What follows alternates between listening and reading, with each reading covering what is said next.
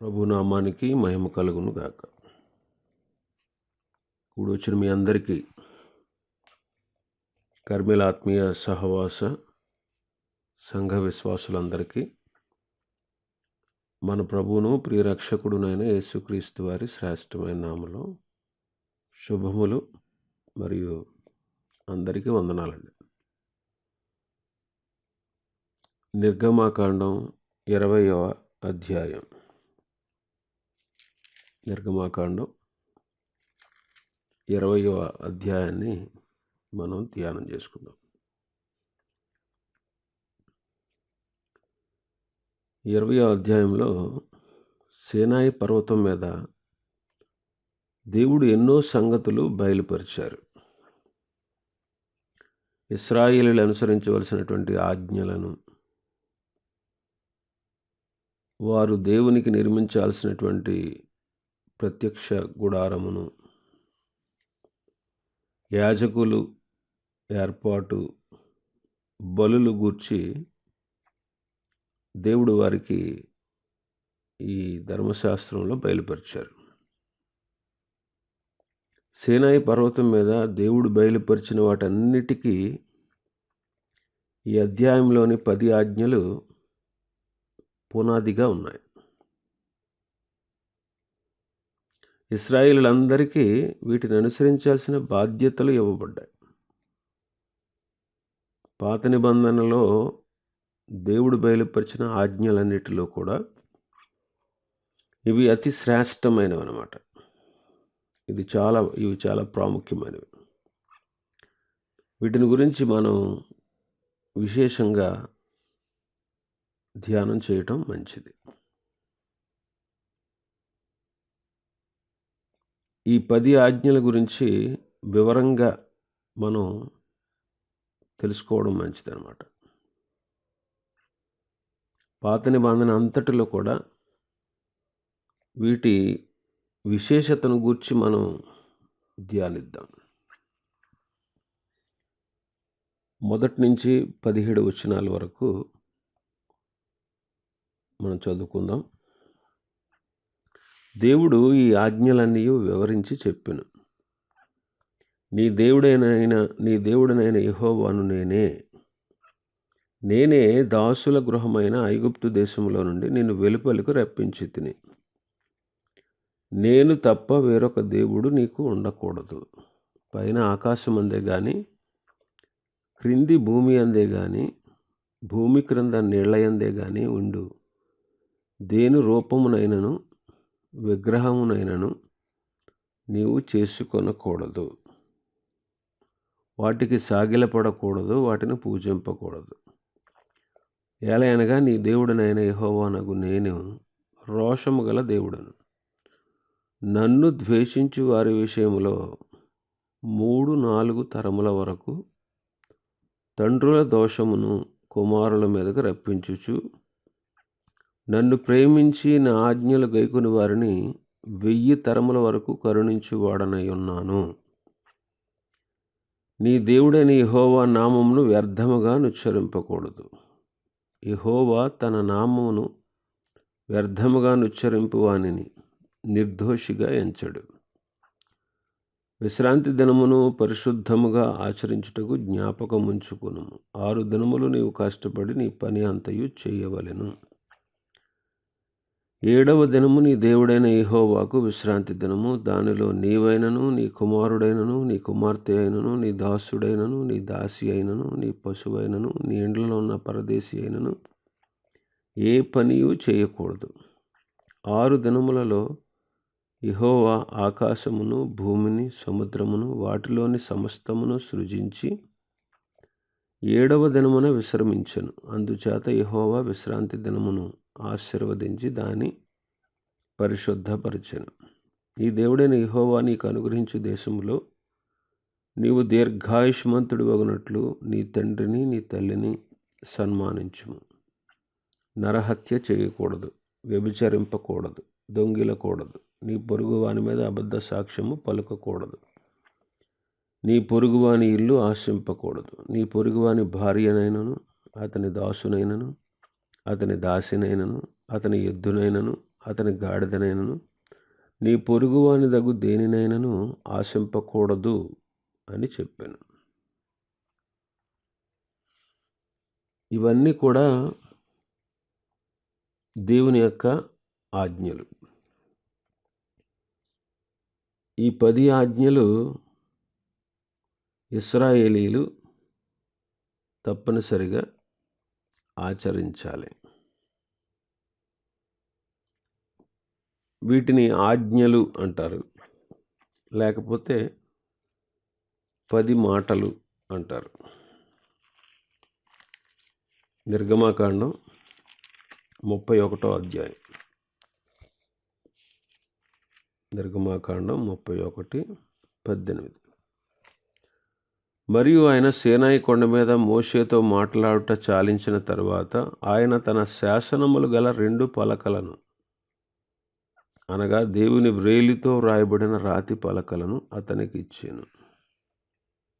ఈ వచనంలో శాసనములు అనుంది. ఏమనుంది? శాసనములు. 24వ అధ్యాయం. నిర్గమాకాండం 24వ అధ్యాయం 7-8 వచనాలు. అతడు నిబంధన గ్రంథమును తీసుకొని ప్రజలకు వినిపింపగా వారు యెహోవా చెప్పినవన్నీ చేయుచు విధేయులమై ఉందమని. అప్పుడు మోషే రక్తమును తీసుకుని ప్రజల మీద ప్రోక్షించి, ఇదిగో ఈ సంగతులన్నిటి విషయమై యెహోవా మీతో చేసిన నిబంధన రక్తము ఇదే అని చెప్పాను. నిబంధన గ్రంథము, నిబంధన వాక్యములు అని చదువుతున్నాం. 78వ కీర్తన 10వ వచనం.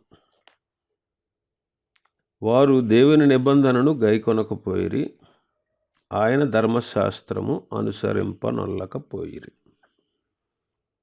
నిబంధన, ధర్మశాస్త్రము.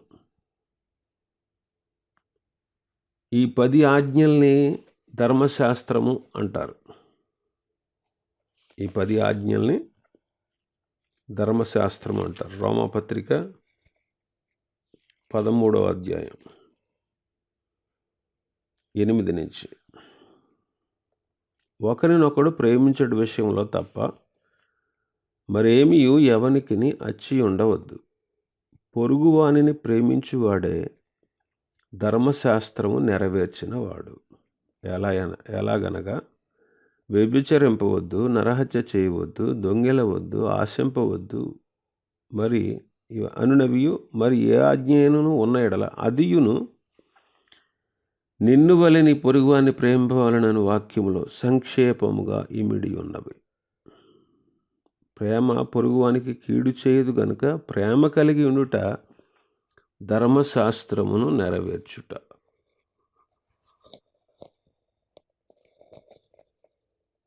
ఈ 10 ఆజ్ఞల్ని ధర్మశాస్త్రం అంటారు.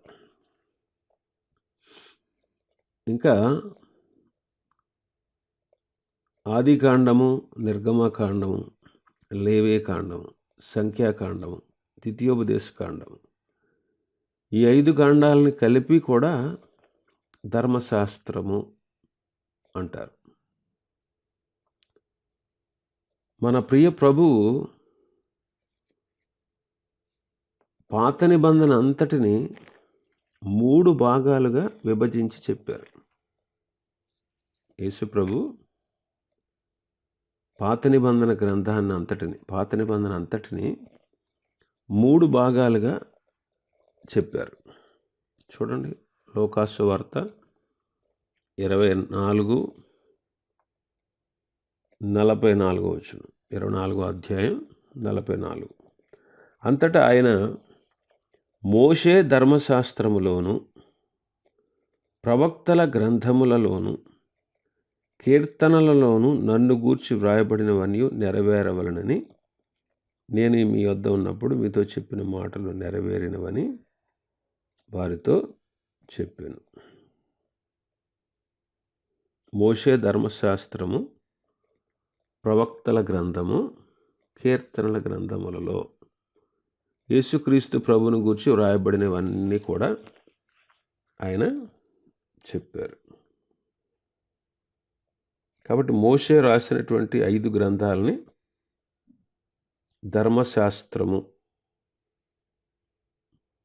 ధర్మశాస్త్ర గ్రంథం అని పాత నిబంధన భక్తులు తెలుపుతా ఉన్నారు.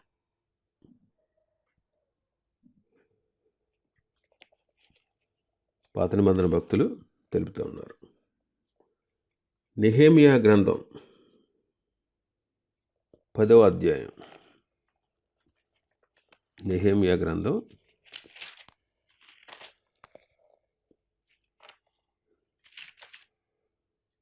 10వ అధ్యాయం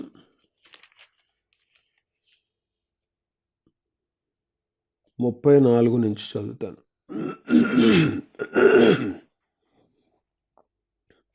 మరియు మా పితరుల ఇంటి మర్యాద ప్రకారము ప్రతి సంవత్సరమును నిర్ణయించుకున్న కాలములలో ధర్మశాస్త్ర గ్రంథమందు రాసి ఉన్నట్టు మా దేవుడైన యెహోవా బలిపీఠం మీద దహింపచేయుటకు యాజకులలోను, లేవీయులలోను, జనులలోను కట్టెల అర్పణమును మా దేవుని మందిరంలోనికి ఎవరు తేవలను వారును చీట్లు వేసుకుని నిర్ణయించుకుంటుమి.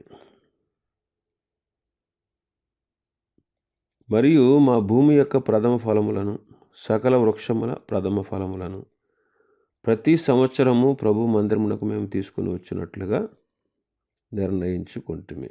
మా కుమారులో జ్యేష్ఠపుత్రులు, మా పశువుల్లో తొలిచూలులను ధర్మశాస్త్ర గ్రంథమందు వ్రాయబడినట్టు మా మందలలో తొలిచూలులు మన దేవుని మందిరములో సేవ చేయ యాజకుల వద్దకు మేము తీసుకుని వచ్చినట్లుగా నిర్ణయించుకుంటుమి. ఇక్కడ ధర్మశాస్త్ర గ్రంథము అంటే మోషే రాసిన 5 కాండాలు కలిపి దాన్ని ధర్మశాస్త్రము అంటారు. ఒకటి, దేవుని ఆజ్ఞలన్నిటినీ కలిపి ధర్మశాస్త్రం అంటారు. 2, మోషే రాసినటువంటి 5 పుస్తకాలని ధర్మశాస్త్రము అంటారు. మరొకటి, పాత నిబంధన అంతటినీ కలిపి ధర్మశాస్త్రము అని కూడా అంటారు. పాత నిబంధన అంతా కలిపి. క్రొత్త నిబంధనలోనూ ధర్మశాస్త్రంలో రాయబడినవని చెప్పిన కొన్ని సంగతులు ప్రవక్తల గ్రంథంలో, కీర్తన గ్రంథంలో మనకు కనబడతాయి. కీర్తన యోహాను సువార్త 10వ అధ్యాయం 34 వచనం చదువుదాం. యోహాను సువార్త 10:34. అందుకు యేసు, మీరు దైవములని నేనంటినని మీ ధర్మశాస్త్రములో వ్రాయబడి ఉండలేదా? ప్రభు చెప్తున్న మాట. యేసు ప్రభు అంటున్నారు, మీరు దైవములని నేను అన్నాను అని మీ ధర్మశాస్త్రంలో రాయబడింది కదా అంటున్నారు. మీ ధర్మశాస్త్రంలో రాయబడింది కదా, మీరు దైవములని రాయబడి ఉన్నది.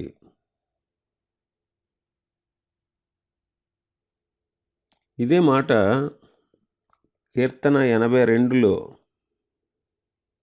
ఉంటుంది. చూద్దాం. కీర్తన 82.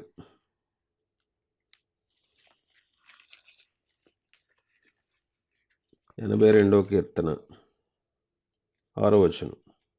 మీరు దైవములనియు మీరందరూ సర్వోన్నతుని కుమారులనియు నేనే సెలవిచ్చి ఉన్నాను. ప్రభు ఏమన్నారు? యోహాను సువార్త 10వ అధ్యాయంలో 34లో, అందుకు యేసు, మీరు దైవములని నేనంటిని అని మీ ధర్మశాస్త్రములో రాయబడి ఉండలేదా? అంటే పాత నిబంధనలో, కీర్తనలో రాసి ఉంది. అంటే పాత నిబంధన అంతటిని ప్రభు ఏమంటున్నారు? ధర్మశాస్త్రము అంటున్నారు. ఇందా చదువుకున్నాం కదా, మోషే ధర్మశాస్త్రంలో, ప్రవక్తల గ్రంథాల్లో, కీర్తనల్లో రాయబడినట్లు అంటారు. కాబట్టి పాత నిబంధన గ్రంథాన్నంతటినీ కూడా ధర్మశాస్త్రము అని సంబోధిస్తున్నారు. ఇంకా మనం చూస్తే యోహాను సువార్త 15:25. యోహాను సువార్త 15వ అధ్యాయం 25వ వచనం. అయితే నన్ను నిర్హేతుకముగా ద్వేషించిరి అని వారి ధర్మశాస్త్రములో రాయబడిన వాక్యము నెరవేరినట్లు ఇలాగూ జరిగింది. వారి ధర్మశాస్త్రములో రాయబడిన వాక్యము నన్ను నిర్హేతుకముగా ద్వేషించిరి అనే మాట ధర్మశాస్త్రంలో రాయబడినది అంటున్నారు. అది 35వ కీర్తన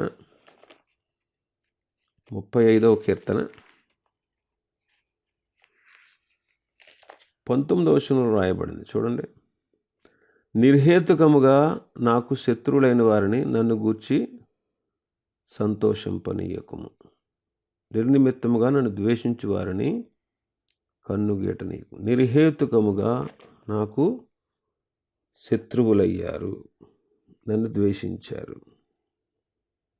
అని ధర్మశాస్త్రములో రాయబడినది అంటున్నాడు.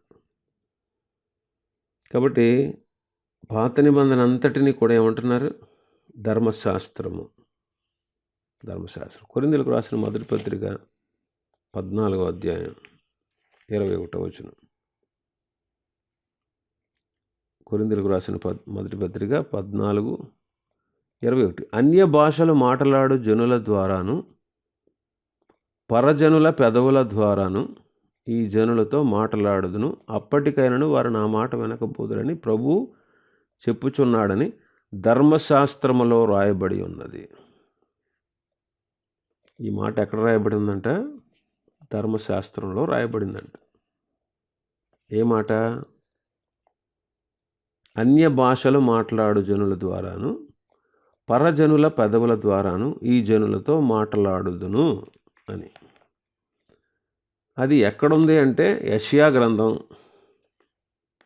28వ అధ్యాయం. యెషయా గ్రంథం 28వ అధ్యాయం 13వ వచనం చదువుతాను. నెత్తివారి పెదవుల చేతను అన్య భాషతోనూ ఈ జనులతో మాట్లాడుచున్నాడు, అయినను వారు విననొల్లరైరి. నెత్తివారి పెదవుల చేతను అన్య భాషతోనూ ఈ జనులతో మాట్లాడుచున్నాడు. మరి ధర్మశాస్త్రములో రాయబడింది అంటున్నాడు. అంటే ధర్మశాస్త్రం అంటే యెషయా గ్రంథం, అంటే ప్రవక్తల గ్రంథం అది. కాబట్టి పాత నిబంధన అంతటినీ కూడా ధర్మశాస్త్రము అంటున్నారు అని మనకి అర్థమవుతుంది. అందుకే కీర్తనకారుడు మొదటి అధ్యాయంలో ఏమన్నాడు? 2వ వచనంలో, యెహోవా ధర్మశాస్త్రమునందు ఆనందించుచు దివారాత్రము దానిని ధ్యానించువాడు ధన్యుడు అంటాడు. కాబట్టి దేవుని వాక్యానికి పెట్టబడినటువంటి మరొక పేరు ఏంటంటే ధర్మశాస్త్రం.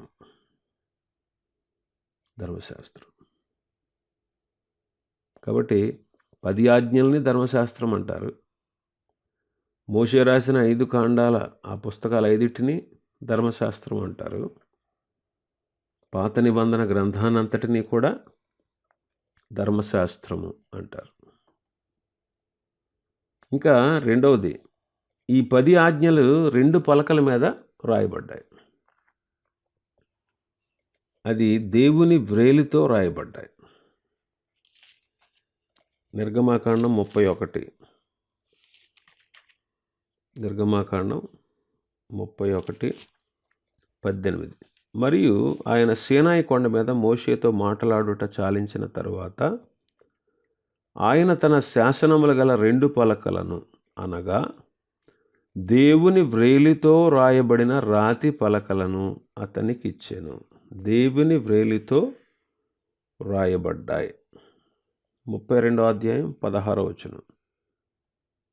ఆ పలకలు దేవుడు చేసినవి, ఆ పలకల మీద చెక్కబడిన వ్రాత దేవుని చేవ్రాత.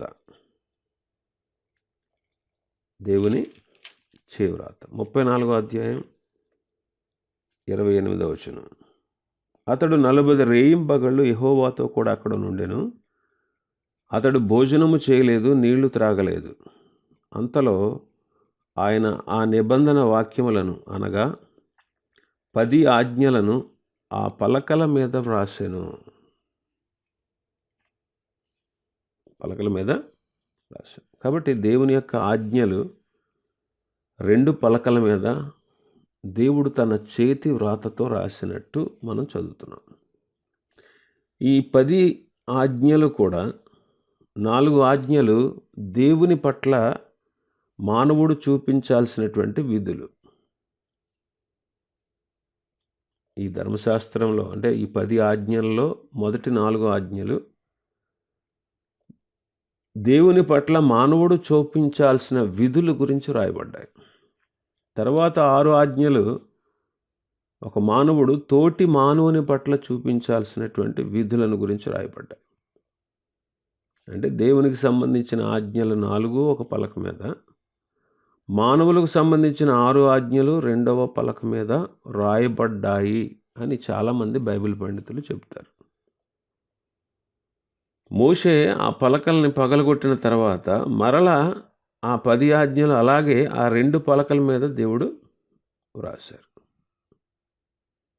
అదే చదువుకున్నాను ఇందాక 34వ అధ్యాయంలో ఉంటుంది.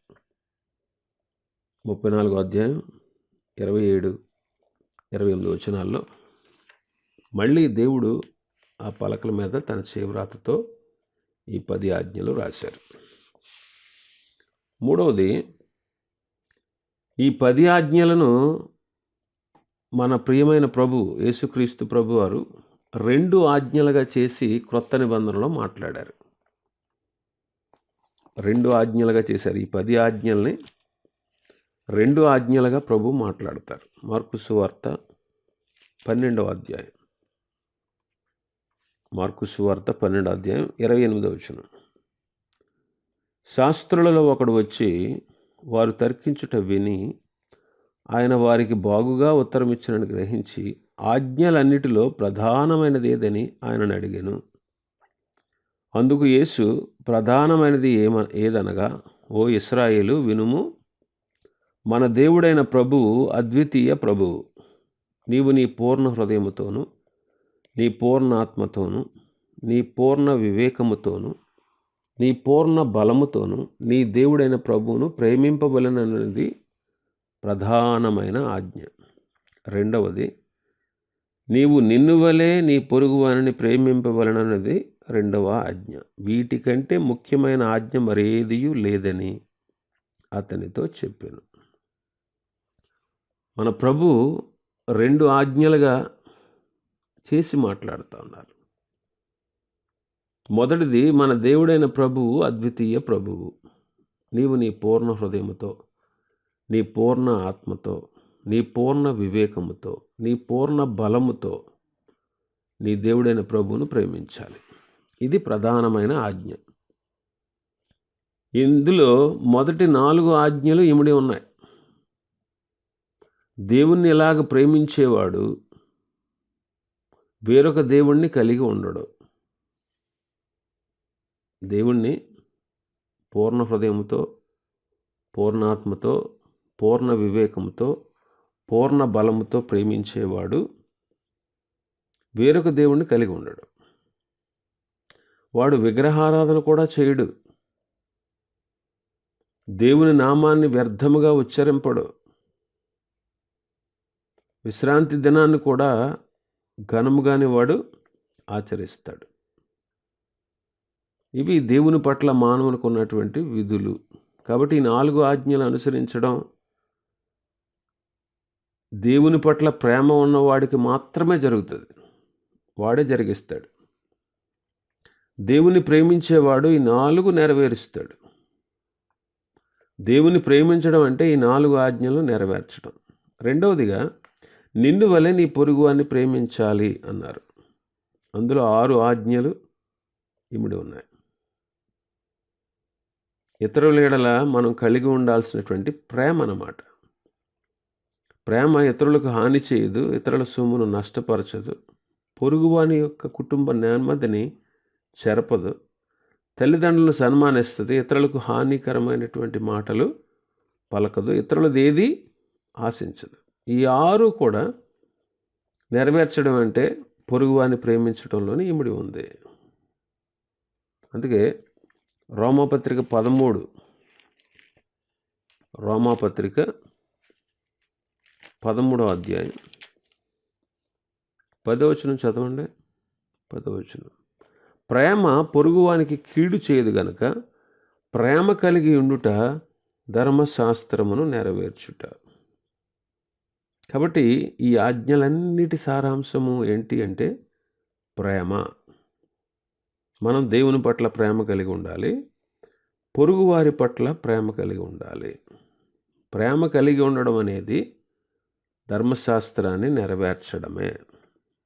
కనుక రోమపత్రిక 13లో 8 నుంచి చదివాం కదా ఇందాక మనం, ఒకరినొకడు ప్రేమించడం విషయంలో తప్ప మరి ఏమీ ఎవనికి అచ్చి ఉండవద్దు. పొరుగువారిని ప్రేమించేవాడే ధర్మశాస్త్రం నెరవేర్చేవాడు. ఎలా అనగా వ్యభిచరించవద్దు, నరహత్య చేయవద్దు, దొంగిలింపవద్దు, ఆశింపవద్దు అననవి మరి ఏ ఆజ్ఞ అయినా ఉన్న ఎడల అది కూడా నిన్ను వలె నీ పొరుగువారిని ప్రేమించవలనని వాక్యములో సంక్షేపముగా ఇమిడి ఉన్నవి. కాబట్టి ధర్మశాస్త్రం యొక్క సారాంశం అంతా కూడా ఏంటంటే ప్రేమ. అయితే ధర్మశాస్త్రం మనలో ప్రేమ కలిగించలేదు, కానీ ధర్మశాస్త్రం ప్రేమ అంటే ఇది అని చూపిస్తుంది, కానీ మనలో ప్రేమను కలిగించలేదు. మనలో ప్రేమను కలిగించలేదు. చూపిస్తుంది, ఇదిగో ఇది ప్రేమ అని ధర్మశాస్త్రం చూపిస్తుంది, మనకు తెలియపరుస్తుంది. ఇదిగో ఇలా చేయడం దేవుని ప్రేమించడం, ఇలా చేయడం మానవుల్ని ప్రేమించడం అనే విషయాన్ని మాత్రమే తెలియపరుస్తుంది, కానీ మనలో ప్రేమను కలిగించలేదు. మనలో ఏం కలిగించలేదు? ప్రేమను కలిగించలేదు. ప్రేమను చూపించిన వాడు మన ప్రభువైన యేసుక్రీస్తు. యోహాను మొదటి పత్రిక 3వ అధ్యాయం 16వ వచనం, ఆయన మన నిమిత్తము తన ప్రాణము పెట్టెను గనుక దీని వలన ప్రేమ ఎట్టిదో, ఇదిగో ఇలాంటిది అని మనం తెలుసుకున్నాం. మనం కూడా మన సహోదరుల నిమిత్తము ప్రాణము పెట్టబద్దులమై ఉన్నాం. ఆయన మన నిమిత్తం ప్రాణం పెట్టారు యేసయ్య. కాబట్టి ప్రేమ అంటే ఎలాంటిదో, ప్రేమ అంటే ఏంటో, ప్రేమ అంటే ఇది అనే విషయం మనకు అర్థమైంది. ప్రేమ అంటే ఇది అనే విషయం మనకి అర్థమైంది. అయితే అలాంటి ప్రేమనే దేవుడు పరిశుద్ధాత్మ వల్ల మన విశ్వసించినటువంటి మన హృదయాల్లో ఆయన కుమ్మరించి ఉన్నారు. రోమాపత్రిక 5వ అధ్యాయం 5వ వచనం, ఎందుకనగా ఈ నిరీక్షణ మనను సిగ్గుపరచదు, మనకు అనుగ్రహింపబడిన పరిశుద్ధాత్మ ద్వారా దేవుని ప్రేమ మన హృదయములలో కుమ్మరింపబడి ఉన్నది. దేవుని ప్రేమ మన హృదయాల్లో పరిశుద్ధాత్మ వలన కుమ్మరించబడింది. కాబట్టి ఆ ప్రేమను మనం ఎప్పుడు కోల్పోకూడదు.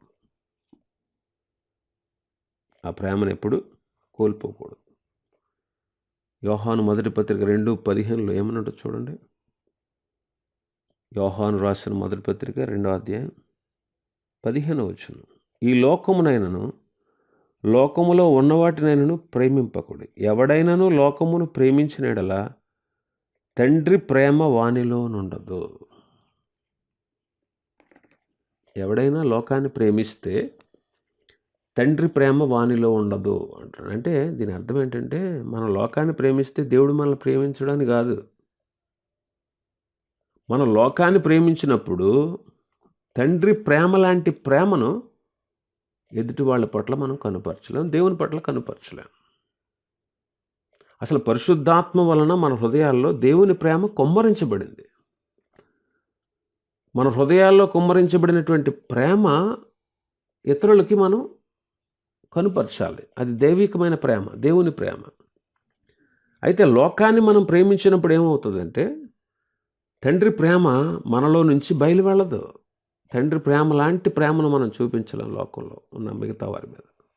అసలు ధర్మశాస్త్రం అంతా సారాంశం ఏంటంటే ప్రేమ.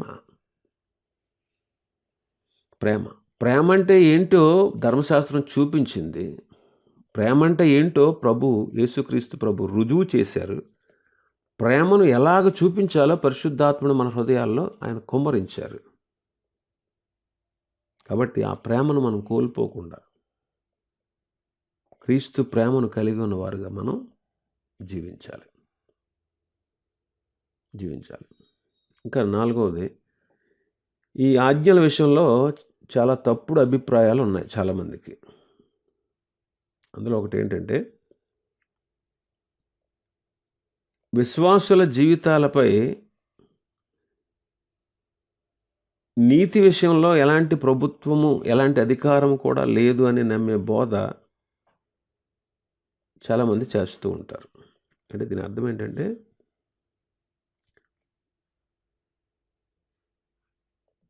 మనం పరిశుద్ధంగా జీవించడానికి కోరబడలేదని చాలామంది నమ్ముతారు. ప్రారంభ దినాల్లో కూడా ఇలాంటి బోధలు ఉన్నాయి. అందుకే యోధ ఖండిస్తాడు గట్టిగా, యోధ తన పత్రికలో. రక్షించబడినటువంటి దేవుని పిల్లలకి పరిశుద్ధ జీవితం చాలా అవసరం. కొంతమంది తప్పు బోధకులు పాపము ఎక్కడ విస్తరించుద్దో అక్కడ దేవుని కృప విస్తరించాలి అంటే మనం ఎక్కువ పాపం చేయాలని చెప్పే తప్పు బోధకులు ఉన్నారు. అందుకే యోధ వారిని గట్టిగా ఖండిస్తున్నాడు. యోధా పత్రిక ఒకే అధ్యాయం ఉంటుంది, అందులో 4వ వచనం 4 నుంచి 20 వరకు మీరు చదువుకున్న తర్వాత ఇవన్నీ తప్పు బోధకుల లక్షణాలు. ఎలయనగా 4వ వచనం, ఎలయన కొందరు రహస్యంగా చొరబడి ఉన్నారు, వారు భక్తిహీనులై దేవుని కృపను కామాతురత్వమునకు దుర్వినియోగపరచుచు మన అద్వితీయ నాథుడును ప్రభు అయిన యేసుక్రీస్తును విసర్జించుచున్నారు. ఈ తీర్పు పొందుటకు వారు పూర్వమందే సూచింపబడిన వారు. చూడండి, దేవుని కృపను కామాతురత్వానికి ఉపయోగిస్తున్నారు అంటున్నాడు. దేవుని కృపను కామాతురత్వానికి దుర్వినియోగపరుస్తున్నారు.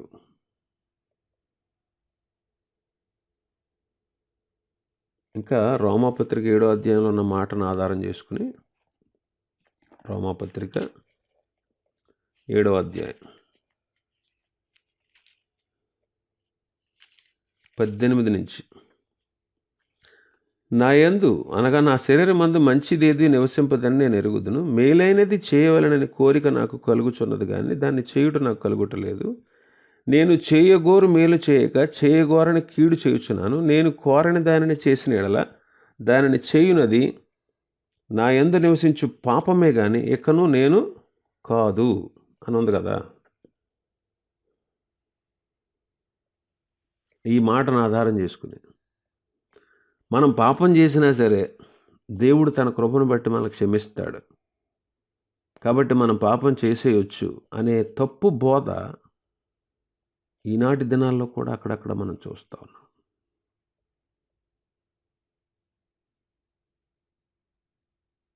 ఆత్మకు శరీరంకి పోరాటం ఉంది. పాపం చేయించేది శరీరమే కాబట్టి ఆత్మకు చెడు అంటదో, కాబట్టి పాపం చేయొచ్చు అనే తప్పు బోధకులు ఎంతోమంది ఉన్నారు. ఇది దేవుని వాక్యానికి పూర్తిగా వ్యతిరేకం. కాబట్టి దేవుని పిల్లలు అలాంటి తప్పు బోధలకు లొంగిపోకుండా, లోబడకుండా సత్యం పక్షాన మనం నిలబడాలి. కాబట్టి ఈ ధర్మశాస్త్రంలో ఉండేటువంటి ఆజ్ఞల విషయంలో తప్పు అభిప్రాయాలు ఇది ఒకటనమాట. రెండవది, ధర్మశాస్త్రాన్ని నెరవేర్చాలి. మనం ధర్మశాస్త్రాన్ని నెరవేర్చాలి అంటే, ధర్మశాస్త్రాన్ని నెరవేర్చాలంటే ఏం చేయాలి? ధర్మశాస్త్ర సంబంధమైన క్రియలు చేయటం వల్లనే. అందుకే ధర్మశాస్త్ర సంబంధమైన క్రియలు చేయటం వల్లనే రక్షణ కలుగుతుంది అని చెప్పే తప్పు బోధకులు కూడా ఉన్నారు. ఇది కూడా వాక్య విరుద్ధమే. పాత నిబంధనను ఆచరించాలి అని ఇప్పటికీ చెప్పేవాళ్ళు చాలామంది లేరా? పాత నిబంధన ఆచరించాలి, ఇవన్నీ విశ్రాంతి దినాన్ని ఆచరించాలి, ఇవన్నీ చెప్పేవాళ్ళు ఉంటారు కదా. అది నెరవేర్చి కొట్టివేశాడు యేసయ్య. ఇది కూడా వాక్యానికి విరుద్ధమే. రోమపత్రిక 3వ అధ్యాయం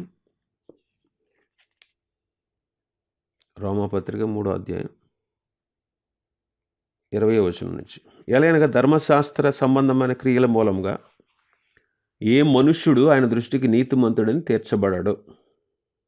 ధర్మశాస్త్రం వలన పాపం అనగా ఎట్టిదో తెలియబడుచున్నది.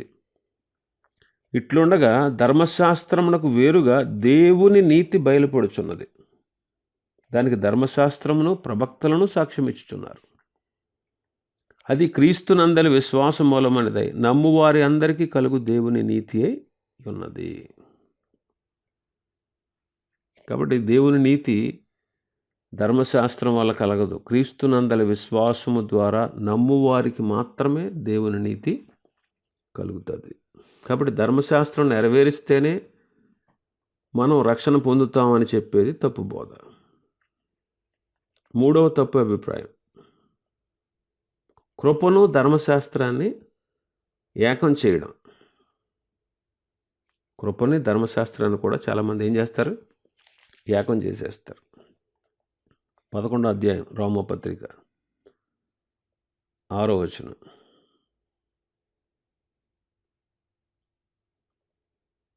ఐదవ వచనం చదువుతాను. అలాగనే అప్పటి కాలమందు సైతము కృప యొక్క ఏర్పాటు చొప్పున శాసనం మిగిలి ఉన్నది. అది కృపచేతనైన ఎడల ఇకను క్రియల మూలమైనది కాదు. కాని ఎడల కృప ఇకను కృప కాకపోవును. అలాగని ఏమగును? ఇశ్రాయేలు వెతుకున్నది ఏదో అది వారికి దొరకలేదు. ఏర్పాటు నుండి వారికి అది దొరికను. తక్కిన వారు కఠిన చిత్తులు అయ్యిరి. ఇక్కడ కృపను ధర్మశాస్త్రాన్ని ఏకం చేయడం మనం చూస్తాం. కీడు మేలు ఏకం చేసినట్టే, వెలుగును చీకటిని జత చేసినట్టే. కాబట్టి కృపని ధర్మశాస్త్రాన్ని ఏకం చేయకూడదు. గలతీ జిల్లాలో, గలతీ ప్రాంతాల్లో, గలతీ పట్టణం మన చుట్టుపక్కల ప్రాంతాల్లో తప్పుడు సిద్ధాంతాలు బయలుదేరాయి. అందుకే పౌలు గారు గట్టిగా ఖండిస్తారు. గలతీ పత్రికలో ఆయన అంటారు, మొదట మీరు ఆత్మానుసారంగా ప్రారంభించి శరీరానుసారంగా ముగిస్తారా? మీరు భిన్నమైనటువంటి తప్పుడు అభిప్రాయాలకు, తప్పు సువార్తకు, తప్పు సిద్ధాంతాలకు తిరిగిపోయటం చూస్తే నాకు ఆశ్చర్యమవుతుంది. క్రీస్తు సువార్తను చెరపగోరే వాళ్ళు మీలో ఉన్నారు, మిమ్మల్ని కలవరపరుస్తున్నారు. మేము మీకు ప్రకటించాము సువార్తను. ఆ సువార్తను అలాంటి సువార్తను గాక మేమైనా పరలోకం నుంచి వచ్చిన ఒక దూతైనా సరే మీకు ప్రకటిస్తే వాడు శాపగ్రస్తుడు అవుతాడు. మీరు అంగీకరించిన సువార్త గాక మరి ఒకటి ఎవడో మీకు ప్రకటించినా వాడు శాపగ్రస్తుడు అవుతాడు అని చెప్తాడు. 5వ అధ్యాయం 4వ వచనంలో చదివితే 5:4లో మీలో ధర్మశాస్త్రం వల్ల నీతిమంతులను తీర్చబడేవారు ఎవరో వారు క్రీస్తులో నుండి బొత్తుగా వేరు చేయబడున్నారు, కృపలో నుండే తొలగిపోయి ఉన్నారు. కాబట్టి పౌలు వాటిని గట్టిగా ఖండిస్తున్నాడు. ధర్మశాస్త్రాన్ని నెరవేర్చాలి, సున్నతి పొందాలి, సున్నతి పొందితేనే రక్షణ పొందినట్టు అని ధర్మశాస్త్రాన్ని దేవుని కృపను వాళ్ళు కలిపేశారు. కాబట్టి కృపను ధర్మశాస్త్రాన్ని మనం ఏకం చేయకూడదు. అందుకే పౌలు గారు దాన్ని గట్టిగా ఖండిస్తూ ఉన్నారు. కాబట్టి ఆజ్ఞల విషయంలో, ధర్మశాస్త్రం విషయంలో కొన్ని తప్పు అభిప్రాయాలు ఉన్నాయి. ఇలాంటి తప్పు అభిప్రాయాల జోలికి మనం వెళ్లకుండా మనం జాగ్రత్తగా మన ఆత్మీయతను మనం కాపాడుకోవాలి. కాబట్టి ధర్మశాస్త్రం విషయంలో ఉన్నటువంటి తప్పు అభిప్రాయాలు అంటే, మొదటిది, పాపం అనేది శరీరానికే కానీ ఆత్మకు అంటదు. కాబట్టి పాపం చేసేయచ్చు అనేది తప్పు బోధ. అది ఎవరు చెప్పినా నమ్మకండి. దేవుని పిల్లలు పాపం చేయకూడదు. ఆత్మచేత శరీర క్రియలను చంపాలి. శరీర క్రియలు అంటే పాపక్రియలే. అంతేగాని పాపం చేయకూడదు. పాపం ఎక్కడ విస్తరిస్తుందో కృప అంతా విస్తరిస్తుంది కాబట్టి పాపం చేసినోడి మీద ఎక్కువ కృప ఉంటుందని చెప్పే తప్పు బోధలు ఎన్నో ఉన్నాయి. అది తప్పు. కాబట్టి విశ్వాసి పాపం చేయకూడదు. 2, ధర్మశాస్త్రాన్ని నెరవేర్చాలి అని చెప్తారు ఇప్పటికీ చాలామంది. ధర్మశాస్త్ర క్రియలు చేస్తేనే రక్షణ అనేవాళ్ళు ఉన్నారు. అది తప్పే. 3వది, కృపను ధర్మశాస్త్రాన్ని ఒకటి చేసేస్తారు. అటు క్రీస్తు కావాలి, ఇటు ధర్మశాస్త్రంలో ఉన్నటువంటివి అన్నీ కూడా నెరవేర్చాలి అంటారు. కృపను ధర్మశాస్త్రాన్ని ఏకం చేసేస్తారు. ధర్మశాస్త్రం ఏది చేయలేకపోయిందో యేసయ్య చేశారు. ఆయన కృప మన పట్ల చేశారు. ధర్మశాస్త్రం చేయలేని వాటిని యేసుక్రీస్తు ప్రభు చేసి చూపించారు. కాబట్టి గమనించండి, ధర్మశాస్త్రాన్ని కృపను రెండింటిని కలపకూడదు. మనం ధర్మశాస్త్రం వల్ల నీతిమంతులుగా తీర్చబడలా, రక్షణ పొందలే. క్రీస్తు యేసునందలి కృప ద్వారా మాత్రమే మనం నీతిమంతులుగా తీర్చబడ్డాం, దేవుని పిల్లలమయ్యాం, పరలోక రాజ్య వారసులమయ్యాం. కాబట్టి ఇలాంటి తప్పు బోధలకి మనం చాలా దూరంగా ఉండాలి. ఇంకా మిగిలిన విషయాలు ప్రభు చిత్తమైతే రేపు ధ్యానం చేసుకుందాం. దేవుడి మాటలు మన వినికిడిలో ఆశీర్వదించును గాక. ఆమేన్.